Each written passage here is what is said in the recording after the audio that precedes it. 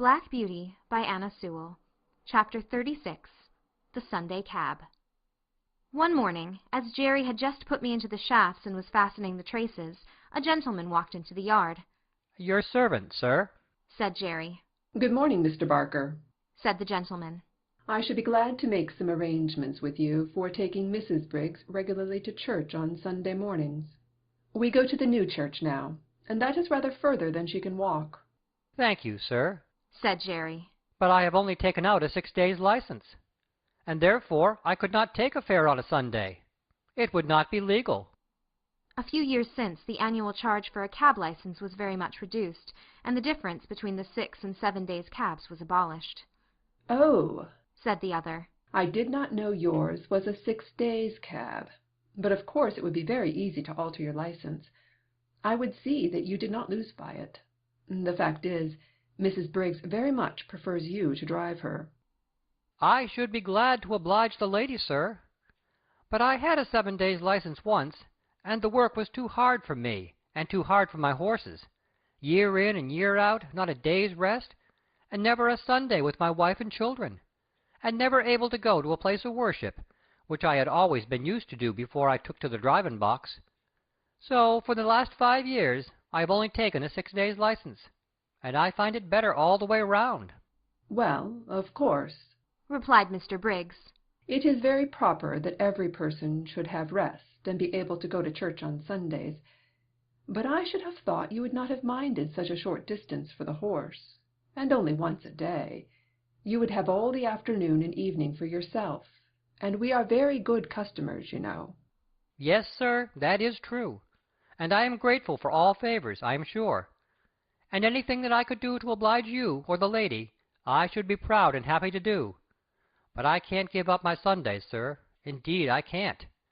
I read that God made man, and he made horses and all the other beasts, and as soon as he had made them, he made a day of rest, and bade that all should rest 1 day in 7. And I think, sir, he must have known what was good for them, and I'm sure it is good for me. I am stronger and healthier altogether now that I have a day of rest. The horses are fresh, too, and do not wear up nearly so fast. The 6-day drivers all tell me the same, and I have laid by more money in the savings bank than ever I did before. And as for the wife and children, sir, why, hearts alive, they would not go back to the 7 days for all they could see." "Oh, very well," said the gentleman. "Don't trouble yourself, Mr. Barker, any further. I will inquire somewhere else." And he walked away. "Well," says Jerry to me, "we can't help it, Jack, old boy. We must have our Sundays. Polly!" he shouted. "Polly, come here." She was there in a minute. "What is it all about, Jerry?" "Why, my dear, Mr. Briggs wants me to take Mrs. Briggs to church every Sunday morning. I say I have only a 6 days' license. He says, get a 7 days' license, and I'll make it worth your while. And you know, Polly, they are very good customers to us. Mrs. Briggs often goes out shopping for hours, or making calls, and then she pays down fair and honorable like a lady. There's no beating down or making 3 hours into 2 hours and a half, as some folks do. And it is easy work for the horses, not like tearing along to catch trains for people that are always a quarter of an hour too late. And if I don't oblige her in this matter, it is very likely we shall lose them altogether. What do you say, little woman?" "I say, Jerry," says she, speaking very slowly. "I say, if Mrs. Briggs would give you a sovereign every Sunday morning, I would not have you a 7 days' cabman again. We have known what it was to have no Sundays, and now we know what it is to call them our own. Thank God you earn enough to keep us, though it is sometimes close work to pay for all the oats and hay, the license and the rent besides. But Harry will soon be earning something, and I would rather struggle on harder than we do, than go back to those horrid times when you hardly had a minute to look at your own children, and we never could go to a place of worship together, or have a happy, quiet day. God forbid that we should ever turn back to those times. That's what I say, Jerry." "And that is just what I told Mr. Briggs, my dear," said Jerry, "and what I mean to stick to. So don't go and fret yourself, Polly." for she had begun to cry. "I would not go back to the old times if I earned twice as much. So that is settled, little woman. Now cheer up." and I'll be off to the stand." 3 weeks had passed away after this conversation, and no order had come from Mrs. Briggs, so there was nothing but taking jobs from the stand. Jerry took it to heart a good deal, for of course the work was harder for horse and man. But Polly would always cheer him up and say, "Never mind, father, never mind.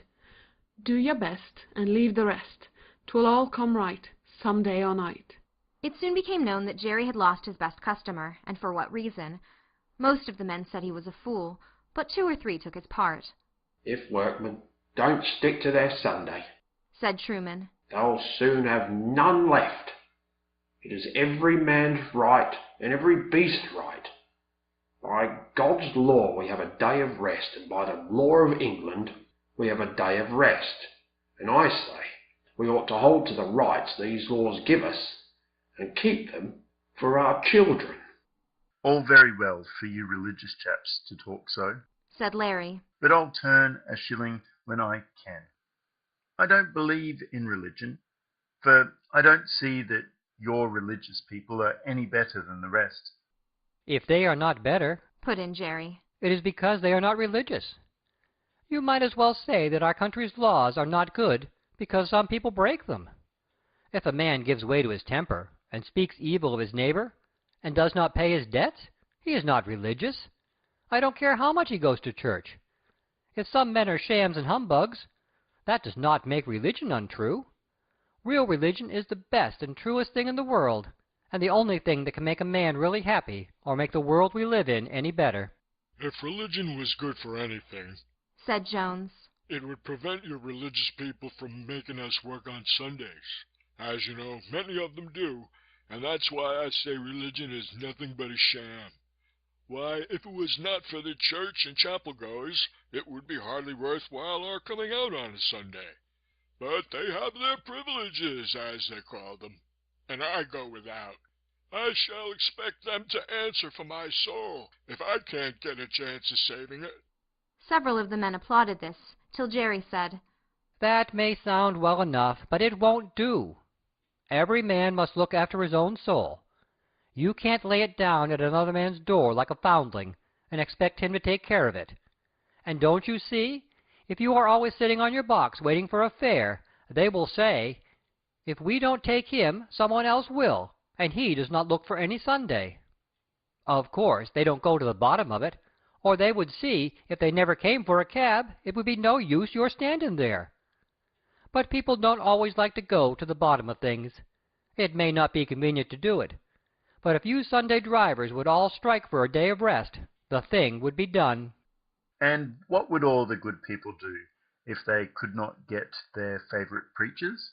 said Larry, "'Tis not for me to lay down plans for other people," said Jerry, "but if they can't walk so far, they can go to what is nearer. And if it should rain, they can put on their mackintoshes as they do on a weekday. If a thing is right, it can be done, and if it is wrong, it can be done without. And a good man will find a way. And that is as true for us cabmen as it is for the church-goers." End of chapter 36.